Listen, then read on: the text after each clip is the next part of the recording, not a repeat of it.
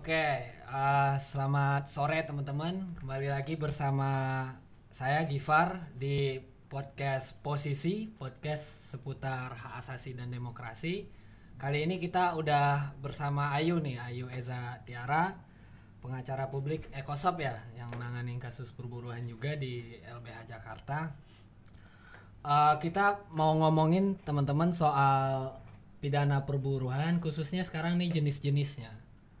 Mungkin langsung aja ya kita nanya ke Ayu, atau Ayu perlu ini dulu, cerita dulu biar apa namanya? Gue mungkin kenalin diri dulu kali ya, biar yang famous Farah. Okay. Mungkin karena semua orang nggak tahu gue nih. Kalau lo kan sering nih nongol di Instagram, nongol di YouTube, sedangkan kalau gue enggak. Kenalin diri. Halo Sobat Keadilan, perkenalkan saya Ayu Eza, salah satu pengacara publik LBH Jakarta yang usianya cukup muda di sini. Salam kenal. Usia lu berapa emang? Rahasia. 17. Okay. Ya udah, yuk. Nah, kita ngomongin jenis-jenis tindak pidana perburuan. Mungkin kalau ngomongin jenis-jenis itu dia harus dijelasin dulu ya. Ada di mana saja pengaturannya, dan kemudian dia berupa apa aja sih pidana perburuan itu. Mungkin lu bisa jelasin nih ke para pendengar podcast Posisi ini. Oke, jadi sebenarnya gini Far, kita harus memisahkan dulu ya, buruh di sini buruh yang mana. Karena kalau seandainya gue kerja di LBH Jakarta ini, buruh yang gue tanganin gak hanya buruh dalam hal formil, tapi juga ada yang pekerja yang di luar negeri, yang kita kenal dengan pekerja migran. Nah, kalau kita bicara tentang pidana perburuhan secara keseluruhan ya, jadi baik yang formal atau non formal yang kerjanya, maksud gue mungkin lebih yang ke arah domestik kayak gitu kan. Sebenarnya itu kurang lebih yang gue catat itu ada 7 undang-undang yang ngatur soal pidana. Pertama yang mungkin yang agak asing adalah Undang-Undang 18 tahun 2017 soal perlindungan pekerja migran Indonesia. Terus juga nanti itu ada tuh turunannya lagi tuh. Ada Undang-Undang 21 tahun 2000 soal serikat pekerja, ada Undang-Undang 13 tahun 2003 soal Undang-Undang Ketenagakerjaan, ada Undang-Undang 7 tahun 1981 soal wajib lapor ketenagakerjaan, Undang-Undang 1 tahun 1970 soal keselamatan kerja, Undang-Undang 24 tahun 2011 tentang Badan Penyelenggara Jaminan Sosial, ada Undang-Undang 2 tahun 2004 soal PPHI. Nah, kalau seandainya kita mungkin karena sobat keadilan di sini kebanyakan buruhnya adalah buruh formil, mungkin gue akan fokus ke undang-undang ketenagakerjaan. Ada 3 undang-undang yang sering banget nih dipakai sama LBH Jakarta. Ada undang-undang dipakai buat ngapain? Dipakai buat main-main. Oke, dipakai untuk advokasi. Dipakai Undang-Undang 13 tahun 2003 soal ketenagakerjaan, Undang-Undang soal PPHI, penyelesaian hubungan industrial, sama Undang-Undang 21 tahun 2000 soal serikat pekerja. Sama nih ada undang-undang baru lagi nih yang tiba-tiba nongol, yang padahal nggak pernah diharap-harapkan. Apa? Omnibus. Apa tuh omnibus? Udah lu jelasin undang-undang apa? Undang-undang cipta kerja yang tidak menciptakan lapangan kerja. Gitulah. Jadi ada semacam undang-undang yang menurut sebagian buruh mayoritas undang-undang ini bermasalah. Jadi ada beberapa pengaturan yang tadi 7 undang-undang itu yang gue sebutin, tapi ternyata di omnibus itu sebenarnya ada beberapa pasal krusial yang diatur di undang-undang ketenagakerjaan, tapi malah dihapus. Oke, yuk sebelum ke situ nih. Jadi mungkin lu perlu jelasin dulu nih ke sobat keadilan semua.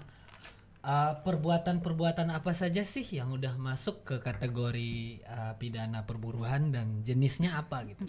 Karena kan seringkali juga kita dengar itu mah sengketanya lu selesain dulu aja di pengawas, atau kemudian lu selesain dulu melalui gugat kan. Kadang-kadang kan alasannya gitu tuh dari curhat-curhat sobat-sobat buruh ya, sobat-sobat keadilan, atau kemudian kita dengar juga alasan sulitnya ngelapor ya katanya di kepolisian begitu. Jadi mungkin perlu diurain dulu tuh hal yang tadi gitu.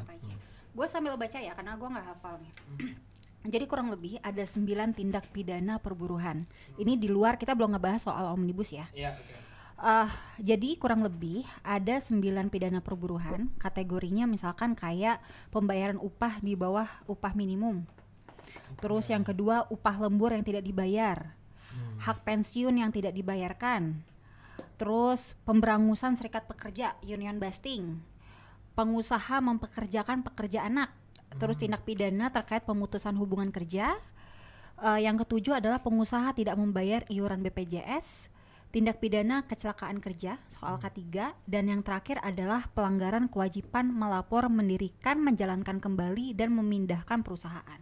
Jadi kurang lebih ada 9 kategori pidana ketenagakerjaan yang sering datang ke LBH Jakarta. Kayak gitu. Nah itu diatur di 7 ya, undang-undang tadi itu yang lu sampein di awal ya. Nah mungkin perlu dijelasin dulu juga yuk. 9 jenis pelanggaran tadi atau pidana tadi itu yang kategorinya dia kalau kita tahu kan sanksi pidana itu bahkan lu bisa melanggar itu pengusahanya bisa dipenjara kan gitu. Yep. Nah tapi kemudian seberapa sering sih hal ini terjadi dan kemudian ada nggak sih misalnya yang LBH Jakarta denger gitu ya kasus diterima terus kemudian pengusahanya bisa dipidana dan seterusnya. Oke. Pengalaman gua sepanjang bekerja di LBH Jakarta untuk isu perburuhan, kasus yang paling sering gua tangani adalah soal upah di bawah standar. Iya. Upah di bawah standar tuh banyak banget, Far. Jadi di Jabodetabek ini banyak banget yang datang. Baik itu yang berserikat sama yang tidak berserikat. Kalau yang berserikat lebih agak enak nih, tapi yang nggak berserikat itu pasti akan sulit karena kita harus mendampingin langsung. Nah, soal itu sih yang paling umum soal upah di bawah minimum. Nah, bagi sebagian aparat penegak hukum, kalau kita bicara tentang upah di bawah minimum itu masalah keperdataan, masalah PHI. Nah, ya. Jadi, tapi dia pidana. Bisa cek di Undang-Undang 13 tahun 2003. Itu kan perdata PHI. Pokoknya segala sesuatu yang ada sanksi pidana, maka itu harusnya wajib diproses di pidana. Karena ini beda nih Far, karena kan orang menganggap pidana itu kan ultimum remedium. Nah, beda di Undang-Undang Ketenagakerjaan ini. Ultimum remedium nih apa nih? Ultimum remedium adalah upaya pidana adalah upaya yang terakhir. Oke, terakhir. Jadi kita tempuh dulu upaya lain ya. Kalau misalnya dalam konteks perburuhan general, kalau kita administratif dulu. Enggak. Kalau pidana perburuhan ini agak khusus. Dia primum remedium. Oh, yang itu pertama yang utama gitu karena memang pidana perburuhan ini adalah undang-undang yang sangat khusus, beda sama undang-undang lainnya. Gitu. Ya di kuliah gue juga pernah dengar bahwa di hukum perburuhan itu kan sifatnya negara aktif ya melindungi. Nah itu juga mungkin ya alasan jadi pidana perburuan jadi primum. Ini primum remedium. Nih gue masuk ke hal yang menggantung tadi yuk. Nah upah upah di bawah minimum ini jika dilanggar kan pidana. Masih ada nggak nih di Undang-Undang Ciptaker yang baru disahin atau yang lain yang udah nggak ada?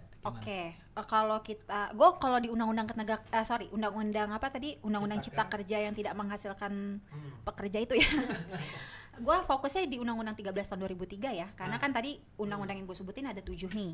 Nah di Undang-Undang Cipta Kerja ini yang katanya ingin mensejahterakan buruh agak lucu. Kenapa? Karena yang harusnya dia melindungi buruh justru ada 6 jenis pidana yang dihapus. Apa aja tuh? Pertama adalah masalah perusahaan atau pemberi kerja yang tidak membayarkan pensiun terhadap pekerja yang dulunya itu dipidana, sekarang dihapus. Terus mempekerjakan tenaga kerja asing. Jadi sekarang itu dihapus. Jadi dianggapnya kayak boleh. Tetap ini ya, maksudnya lu tetap bisa minta hak pensiun lu tapi lewat jalur tadi. Yang lain. Yang pengawas ataupun pengadilan hubungan industrial. Sementara nanti pelaku pelanggarannya, pengusahanya nggak dipidana, ngelakuin terus dong. Iya.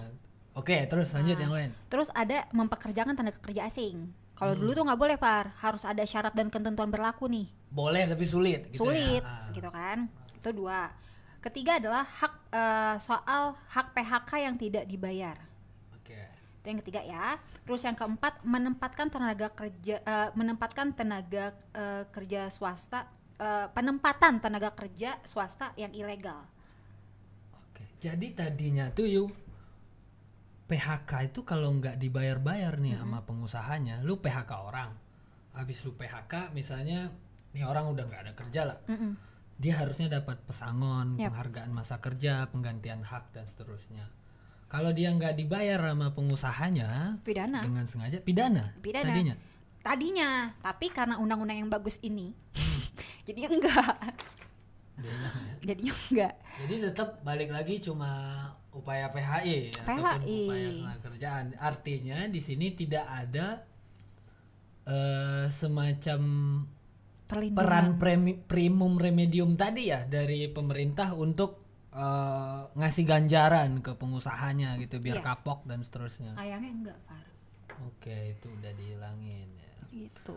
Yang kelima, gue lanjut ya, karena kan ada 6 tadi. Yang kelima adalah tenaga kerja asing yang bekerja tidak sesuai dengan izin dan kompetensi.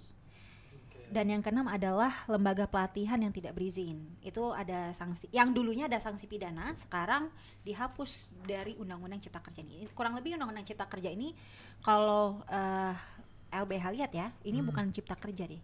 Apa? Tapi ini mempermudah pemilik modal, coy. Karena kita lihat kalau dari ini kita sorot tadi ya dari penjelasan lu yuk. Bagian-bagian yang dihapus soal sanksi terkait pidana perburuhan di Omnibus Law nggak dihapus semua, tapi yang dihapus kalau gue lihat yang terkait perizinan banyak ya, yang intinya menyulitkan pengusahanya, jadi dimudahin gitu ya. Tapi kemudian kalau kita berkaca dari cerita lo yang tadi, yuk kasus itu banyak terjadi. LBH Jakarta banyak nerima pengaduan bahkan di Jabodetabek aja ya yang ditampung LBH itu banyak. Nah,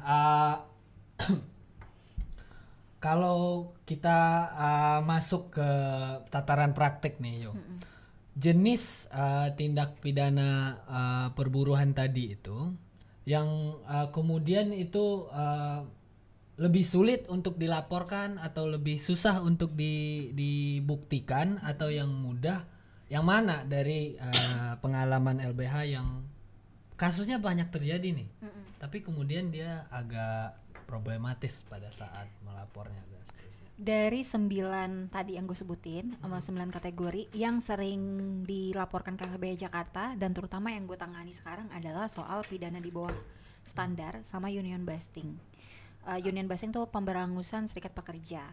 Nah, gimana tuh contohnya? Mungkin lu bisa ceritain nggak kasus yang lu tangani ini? Mungkin kalau nggak rahasia ya mungkin bisa diceritain. Gue mungkin ceritanya secara general aja nih, ya kan? Karena kan rahasia klien. Kalau di bawah upah di bawah standar mungkin jelas ya. Contohnya apa ya? Lu ada standar pemerintah segini, tapi lu dibayar UMP gitu.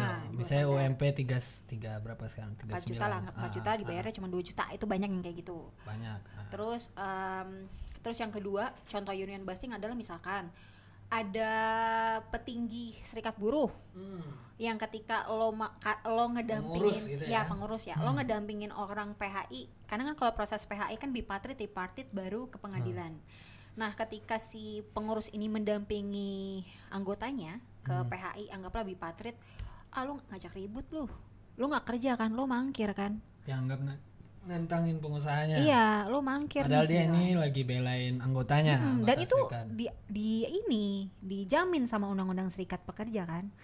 Gitu. Karena lo dianggap mangkir segala macem, lo dianggap menyusahkan lah.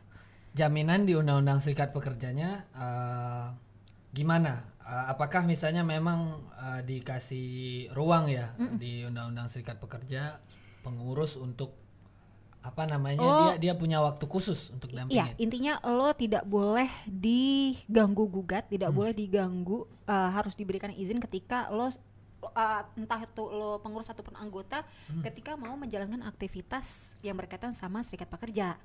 Yang mana itu memperjuangkan hak-hak bersama nih. Nah, tapi kan itu dianggap merepotkan dan lain-lain, dan akhirnya di PHK. Di PHK. Ini 2 hal yang berbeda loh. Kalau kita bicara PHK, itu kan berarti PHI. Itu pidana, coy. Itu union busting. Lu memberangus serikat karena lu pengurus. Kalau lu digoyak-goyak, ketuanya jadi goyak-goyak, gimana bawahannya nih? Akhirnya orang jadi takut berserikat, masa nanti kalau gue berserikat nanti gue dipecat gitu. Berarti kalau yang lu tangani itu dia tuh udah masuk tuh unsurnya. Udah masuk unsurnya. Tapi nanti masalah pembuktian nih. Nah kan, kalau union busting memang agak-agak susah, Far. Berhasil nggak itu dilaporin?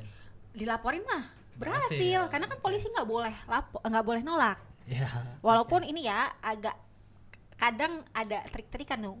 Enggak, ini bukan pidana, ini PHI. Minta ini gitu. pengawas dulu. Ya kita kan ya nggak boleh. Ini kita harus ngejelasin lagi, Far. Pak, ini premium remedium, ini dua hal yang berbeda. Ya Allah. Kadang ya, ini harusnya kan apalagi yang katanya sudah ada deks pidana perburuhan nih. Itu kan harusnya ada orang-orang khusus nggak sih? Iya, yang dulu disahin di Hari Buruh. Iya. Masa kita harus ngajarin polisi lagi?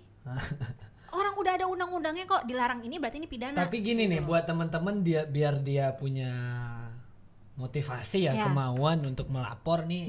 Kayak kan kadang-kadang kita kayak David versus Goliath ya, kayak kita ngelawan raksasa gitu, ngelaporin pengusaha. Nah, tapi kalau ditempuh itu laporan itu bisa diterima ya? Laporan tuh harusnya diterima, nggak boleh ditolak. Kalau ditolak berarti itu ada pelanggaran kode etik. Tapi presidennya ada, maksudnya yang lu tangani itu diterima kan? Selalu diterima.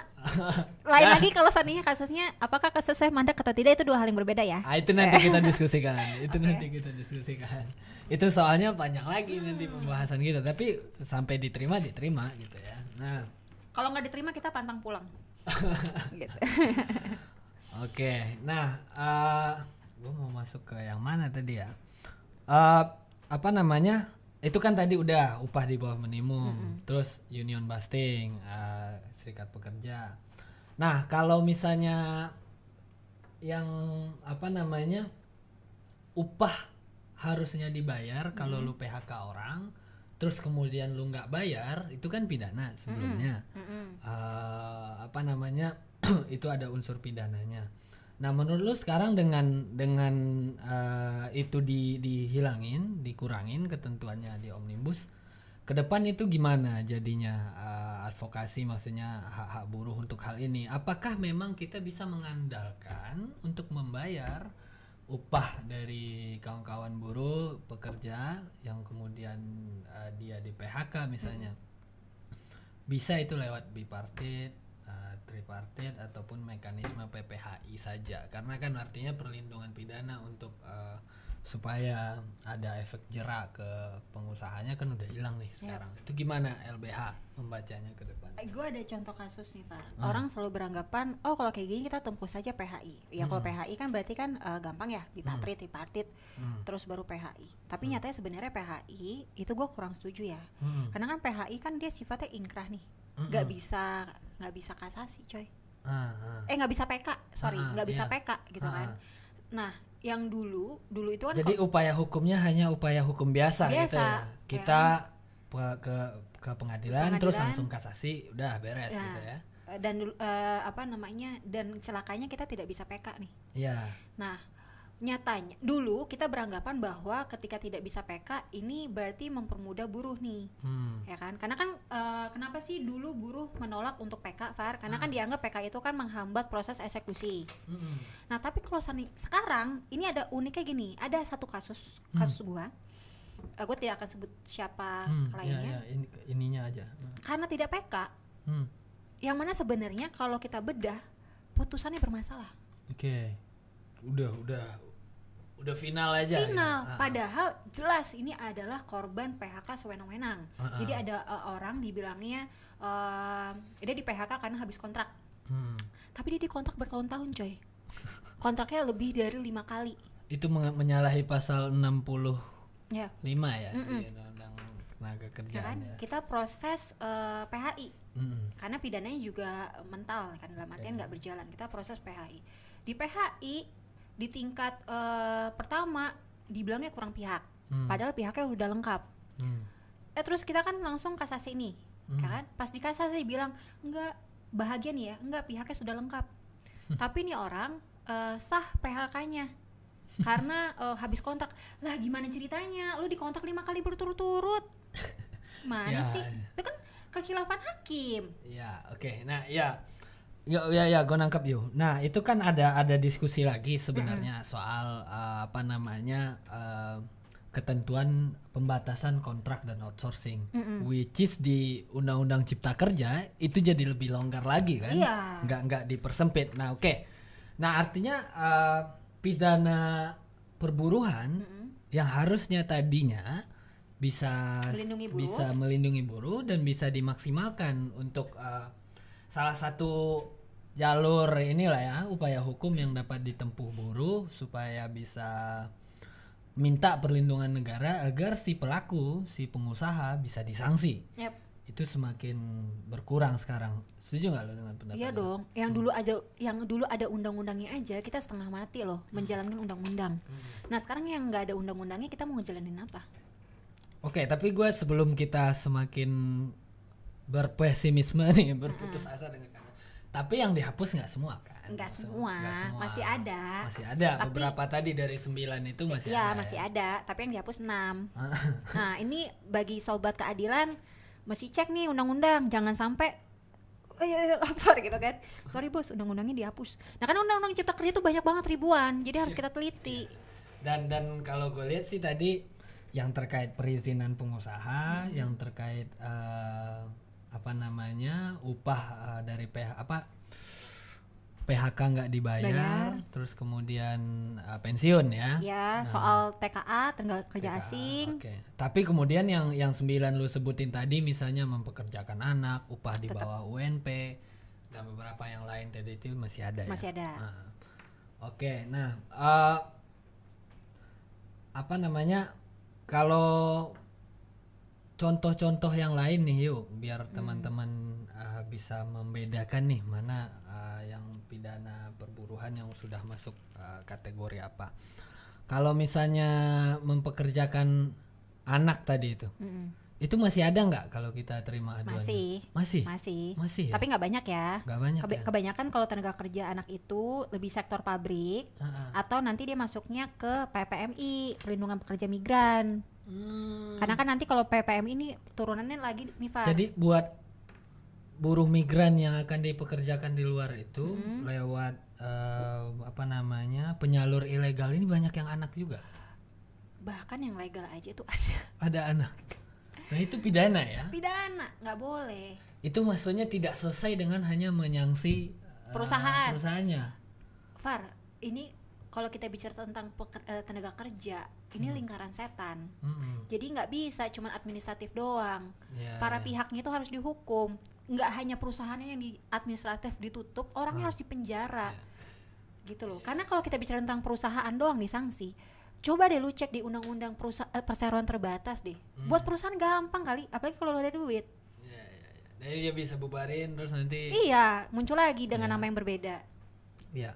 Nah kalau kita lihat tadi dari jenis pidana perburuhan yang lu sebutin kan, yang terakhir tuh tadi yang ke-9 kalau nggak salah, itu kalau orang mengububarin ganti perusahaan dan seterusnya nggak lapor, karena dia nanti ini ada utang nih sama buruh sama yang lain-lain, itu pidana kan? Itu pidana. Nah itu pernah ada nggak kita terima atau LBH Jakarta terima kasus-kasus kayak gitu dan kemudian lapor pidana? Iya.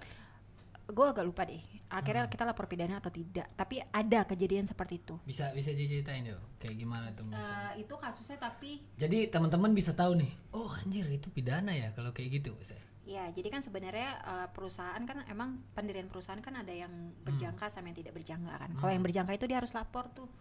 Tuh kan. Atau bahkan yang tidak berjangka pun ketika ditutup dia harus lapor. Karena kan nanti masalahnya akan pidana nih. Karena ada masalah hak dan kewajiban. Tapi memang agak sulit lapornya. Kendalanya adalah kadang kita udah nggak tahu lagi pihaknya siapa, ininya di mana, alamat si dirutnya di mana, gitu-gitu. Walaupun padahal sebenarnya itu tugasnya polisi nyari. Kan sebenarnya di Kemenkumham ada nggak sih? Ada. Di daftar usaha dia di Dirjen apa tuh? Ada. Yang daftar usaha tuh. Ada. Tapi susah diakses ya kadang. Ya ada yang harus bayar juga kan untuk mengakses itu. Tapi harusnya itu menjadi tugasnya polisi ya untuk membuktikan ya. Nah celakanya sih Far, sebagai kita yang sering banget ngobrol-ngobrol sama pihak kepolisian dengan otot, kita selalu polisi tuh sedihnya kayak gini. Ya udah Mbak, buktinya mana? Lah itu kan tugas lo untuk cari alat bukti gitu loh. Kita lapor adanya dugaan tindak pidana. Ini apa yang harus dilakukan kalau kayak gitu yuk? Karena gini, gue beberapa kali emang terima konsultasi misalnya. Ada bapak-bapak nih, dia buruh di kapal gitulah, buruh kapal pancing gitu-gitu. Udah kerja misalnya 6 bulan apa hampir setahun dia kerja ya di laut ya. Terus tiba-tiba upahnya nggak dibayar, PHK, bosnya ngilang, perusahaannya ngilang, nggak tahu berubah wujud jadi wujud lain di tempat yang baru, ngelabuhin orang baru, kita nggak tahu. Tapi ya itu bener-bener sulit, dia mau ngegugat di mana? Ini perusahaan, maksudnya dia kalau mau nempuh jalur pelaporan ataupun jalur PPHI dia juga sulit. Nah, tadi lu bilang kalau karena itu udah termasuk dalam pidana perburuan, harusnya dia cukup lapor polisi kan? Iya. Pak, saya itu dipekerjakan di sini dan dia ngilang, saya nggak tahu apa namanya, saya nggak tahu dia berada di mana sekarang.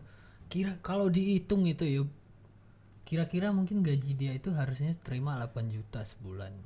Ini gue kalau nggak salah ingat tahun 2018 dulu gue terima pengaduannya. Nah, kali dah 10 bulan atau 9 bulan 80 juta bagi dia kan duit yang besar itu. Dan itu kan kita juga lihat akhir-akhir ini bahkan kalau di dunia dunia pancing memancing di ABK. laut itu ABK itu kan parah banget memang. Nah, yang kayak gitu-gitu pidana ya. Itu pidana. Bahkan kalau seandainya benar dia adalah pekerja migran, Far, itu ada pola-polanya sendiri tuh. Jangan-jangan dia TPPO. Nah, dikelabuhi dari awal ya. Iya, ada karena masuk unsur nipu ya dari awal ya. Karena kan LBH Jakarta kan bergabung nih sama jaringan buruh migran. Dan jaringan buruh migran tuh ada banyak, ada beberapa lembaga dan kita sering banget tuh sharing. Jadi ada awak-awak anak buah kapal itu bahkan nggak pernah baca kontrak. Jadi lu pas mau naik kapal baru suruh tanda tangan. Nah iya. Gitu. Nanti pas pulang juga gituin aja misalnya terus dibuang di laut kan. Iya itu banyak. Nah ini gue pernah terima tuh dulu di bawah. Nah gue juga dulu mikirnya ini harusnya pidana ya. Karena kalau karena dia maksudnya lu sebagai individu warga negara yang harusnya hak lu dilindungi, orang punya utang loh sama lu, maksudnya lu punya piutang hak-hak yang belum dibayar gitu. Kalau lu di PHK bahkan ada penggantian pesangon, masa kerja dan seterusnya. Tapi how aja gitu dia kayak udah gigit jari aja ngelihat mereka pada menghilang. Nah harusnya itu pidana ya. Pidana. Dan khusus sebenarnya ya soal yang perlindungan pekerja buruh migran ini, pekerja migran Indonesia ini di Undang-Undang Omnibus Law. Tadi kan gue ngomongnya penghapusan di Undang-Undang Ketenagakerjaan. Gue lagi ngomong Omnibus Law di Undang-Undang Perlindungan Pekerja Migran. Bahkan di Undang-Undang Cipta Kerja ini, Omnibus Law ini, bahkan akhirnya perlindungan pekerja migran jadi lebih longgar. Karena yang dulunya semangatnya adalah kan melindungi pekerja dengan support pemerintah kan. Dan nyatanya sekarang di Undang-Undang Cipta Kerja ini ketika ada orang yang mau buat perusahaan soal penyaluran tenaga kerja ke luar negeri, itu jadinya lebih mudah. Kalau dia melanggar izin nggak pidana? Administratif doang. Ya, nah akhirnya kan kalau kita lihat kalau para berbagai pihak ya, terutama kepolisian dan teman-teman di serikat juga tidak banyak menggunakan pidana perburuhan, baik dari serikat melapor, terusnya ya kesadaran untuk bareng-bareng. LBH juga fokus ya untuk mendampingi serikat buruh, atau kemudian dari kepolisian untuk menerima dan secara proaktif menyidik. Kalau ini tidak dilakukan dan tidak terjadi, apakah bisa kita bilang akhirnya hukum perburuhan kita itu tumpul ke atas kalau hal ini tidak diupayakan oleh buruh maupun oleh aparat penegak hukumnya? Formalitas ya, karena kan sebenarnya Undang-Undang Ketenagakerjaan kan melindungi buruh nih, sanksinya lebih banyak ke pengusaha. Pada prakteknya sedihnya gini loh Far, bahkan ketika kita lapor ke pengawas itu aturan disanksi administratif, tapi malah disuruh ke PHI. Karena yang gue denger nih ya, misalnya teman-teman nge-share di Twitter atau kemarin gue dampingi, kalau teman-teman buruh bersuara misalnya demo nih di depan mogok atau kemudian dia berkeluh kesah ya di medsos dia atau kemudian dia kritik, banyak juga tuh akhirnya memang pidana berjalan tapi buat nangkep-nangkepin buruh yang bersuara gitu. Nah artinya kan kita teman-teman di lapangan ya sobat keadilan pasti juga melihat alah yang dipidana kita mulu kok kalau kita teriak. Nah kalau misalnya mau bersikap adil ya harusnya kalau ada pelanggaran dari segi pengusaha harusnya bisa dipidana juga kan. Iya. Dari jenis-jenis tindak pidana perburuhan yang tadi ya. Yang tadi ya, minimal para buruh ini sobat keadilan minimal tahulah 9 yang lama sama 6 versi baru. Ya, nah, oke yuk terakhir nih. Apa nih tips atau saran lo nih terkait dengan memahami jenis-jenis tindak pidana perburuhan lalu kemudian orang bisa menggunakan ini ya untuk melapor nih ke depan. Kalau memahami, gue sih ngerasa sebenarnya cara ngebedainnya gimana sih gitu loh. Sesimpel gini sih Far, apapun yang sudah diatur sama undang-undang dan itu ada sanksi pidananya, maka itu pidana. No debat, no excuse. Iya. Gitu, itu menurut gue paling. Jadi tinggal baca ya. Iya. Undang-undang tadi ya. Dan suruhlah polisinya baca. Ya udah lanjut. Terus gimana ngelaporinnya ini nih? Karena nanti kita mau bahas juga nih ke depan lebih mendalam soal itu. Karena lu praktek juga nih soal itu. Prakteknya ya, gue alhamdulillah kebanyakan kasusnya sih yang udah buruh berserikat ya Far. Kalau buruh yang berserikat itu biasanya lebih berdaya. Jadi ketika dia ngelapor, pasti dia akan mengumpulkan bukti-bukti dulu. Walaupun sebenarnya bukti-bukti itu adalah kewajiban polisi.